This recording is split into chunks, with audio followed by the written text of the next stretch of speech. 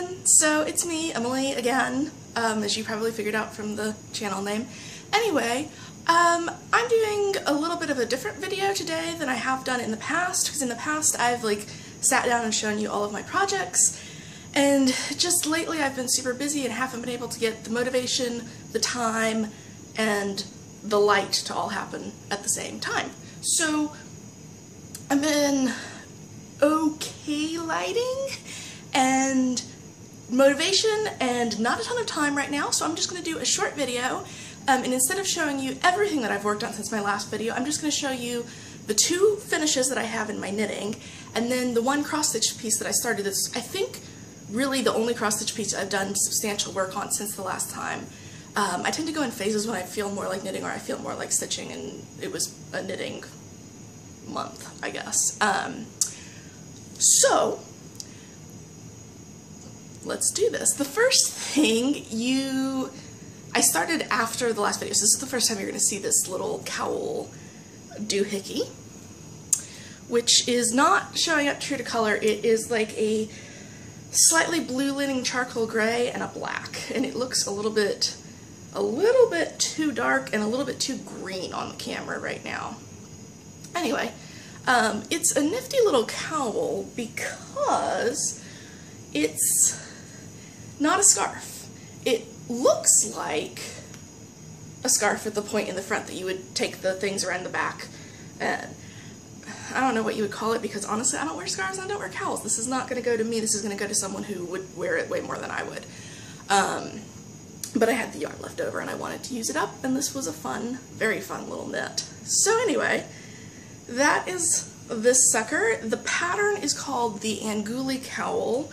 I don't remember the designer's name, but I will have all of my Ravelry project pages linked below, and they should be public, so you won't need to be a member of Ravelry to see them, and you can see the designer's name and the yarn that I use and everything. And the gray yarn that I used was the Deborah Norville Serenity Sock, I think it is. It's a merino bamboo nylon blend, and then the black was a Regia 3-ply black that I had. So they're both kind of on the lighter end, light fingering type thing. But, oh, what I was saying about this was, the nice thing about this is it looks like one of those scarves that's kind of like a long triangle. But unlike those scarves where you have to figure out what to do at the ends, this is a cowl, and this is the back. There's actually a seam up the back, and I managed to line my stripes up very nicely. And so you just put it on and then arrange it, which I'm not going to do because it's wool and it's Texas in the summer. So I wore it long enough for you to see it, and that's all you're going to get. So I started and finished that one in, I think, a little less than a month of not working on it like massive amounts of time. But it was a lot of fun to do. Definitely recommend the pattern if you are interested in that thing. Very clever construction. It would be very easy to adapt to other colors and stripe patterns too if that was a thing you were interested in doing. So that was my first knitting finish. The other one, I've been hanging up here with my shawls. So this you have seen if you've seen my previous videos. These are the socks that I was doing. Senna by Cookie A is the pattern. And they are this like lace with cable details, and whoa, that's making me look pink. Socks. The main yarn, man, you know, I finished these so long ago, I'm not sure what the yarn was. It was Malabrigo sock. I want to say the color was Aguas, but I've got a variety of blues and greens from them, so I'm not entirely sure if that's the right name. And then the heels and toes were the West Yorkshire Spinners, just in black, whatever they call black. I think they call it licorice. Like I said, I'll have the pattern links and the yarn names and everything you could want to know down below. So yeah, I finished them. They've been sitting on my sock blockers, which I made from cutting up dollar store placemats. Yeah. So I made these sock blockers. They've been hanging there for display so that I wouldn't forget to show them to you, and I've not worn them. It's been, I want to say, over a month since I finished them, and I've not worn them because summer Texas wool socks not happening. But they're ready for when I want them. So yeah, they're gonna be nifty. I like the little like diagonal. It's a little bit hard to see on the sock blocker, but when you put them on and you look at them from the front, they have this nice diagonal stripe. And then on the foot, the stripe kind of like peters off. And I'll be interested to see how these wear. I put in the black heels and toes, which I don't love from a design standpoint, but they're a much tougher wool, so they should hold up better. But I want to see kind of like the ball of the foot area is one area where I tend to wear my socks, as well as the back of the heel. And since this yarn here is 100% merino, it doesn't have the nylon in it for strength, so we'll see how these wear. But so far, even my merino nylon socks have worn really well, so we shall see. They were fun. They will now go into my sock drawer so that I don't forget them when it comes time that I actually want to wear wool socks. Yay! So, that was my knitting finish. I have worked on my shawl, and I have started another pair of socks, but those I'm going to show you in the next video that I do. I just don't have the time and energy to pull them out right now, so you'll just have to wait and see. I'm thinking my next video, what I may end up doing is taking little like clips of things as I'm working on them, so that way instead of having to find time when I have the lighting to film a video, I can just find time to edit all of my little clips. So, we'll see. I'm going to pause this and go take the camera over to where I have my cross-stitch piece and show you that. Alright, so in my last video I had talked about how I had hand-dyed this piece of 28 count even weave for the, who's the designer? Ellen Maurer-Stroh's Flower of the Month Stitch Along back from 2010. I'll have a link to that below. The patterns are all free and you can still get them.